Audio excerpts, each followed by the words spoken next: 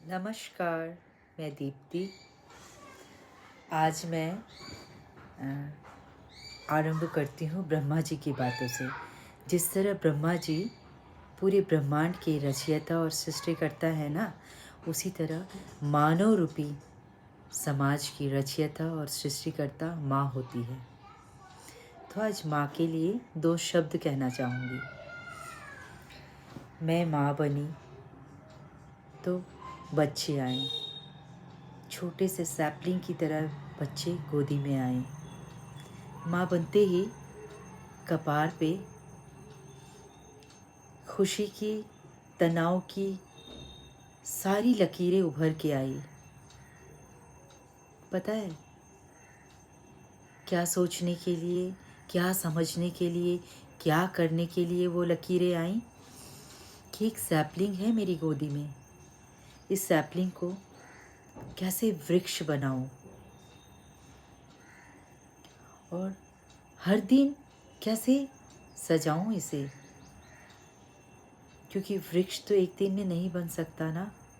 Sapling को रोज बहुत तरीके से संजोना है, रखना है, संवारना है, तब जाके वो वृक्ष बनेगा। बिल्कुल जब नन्हे बच्चे होते हैं ना, बिल्कुल सैपलिंग की तरह माँ उसे रोज़ संवारती है, सजाती है, साफ करती है, ताकि वो किसी भी परेशानी में ना हो, खिलखिला के मुस्कुराए कि माँ के पास हैं, हंसे, मज़ा करे, खाए।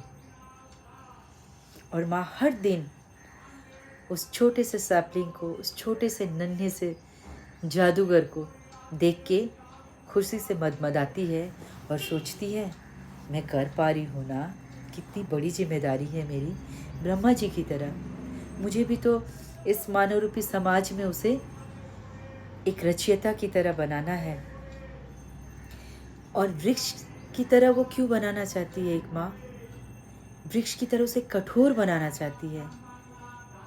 किससे कठोर बनाना चाहती है? विचारों से और संस्कारों से। कभी भी उसका वो नन्हा सा सैपलिंग, वो नन्हा सा बच्चा जिसे वो रोज़ संवारती है, सजाती है, गढ़ती है, वो कभी किसी के दबाव में, किसी के प्रभाव में कभी ना झुके। वो ऐसा वृक्ष बनाना चाहती है अपने उस छोटे से जान को। और यही लकीरें, इसी चिंता की लकीरें, इसी खुशियों की लकीरें उसके कपार में आती है एक माँ की, क्योंकि वो ब्रह्मा जी की तरह एक नए सृष्टि की ओर अग्रसर होती है ना, एक रचयिता की ओर अग्रसर होती है अपने बच्चे के लिए। और वो चाहती है कि मेरा बेटा झुके भी तो कहाँ झुके, मेरी संतानें झुके भी तो कहाँ झुके, संस्कार में झुके, विचारों में झुके, किसी के दबाव या प्रभाव में ना झुके। तो ये होती है माँ। और माँ की गिनती 1 से 100 में भी नहीं हो सकती है, 12 महीनों में भी नहीं हो सकती है। माँ की गिनती असंख्य दिनों में है। तो एक दिन के लिए मैं माँ शब्द क्यों सुनूं? असंख्य दिनों में माँ होती है।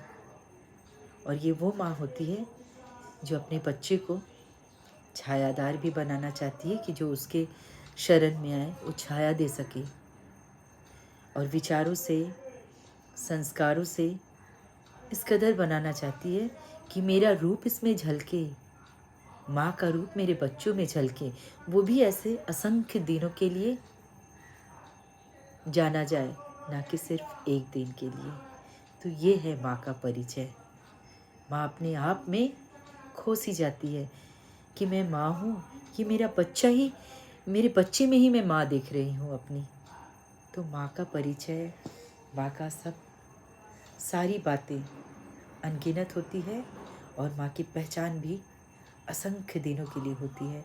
इसलिए माँ महीनों, सालों, दिनों के लिए नहीं होती है। माँ माँ होती है जिसकी गणना नहीं की जा सकती है। माँ असंख्य दिनों की होती है। नमस्कार।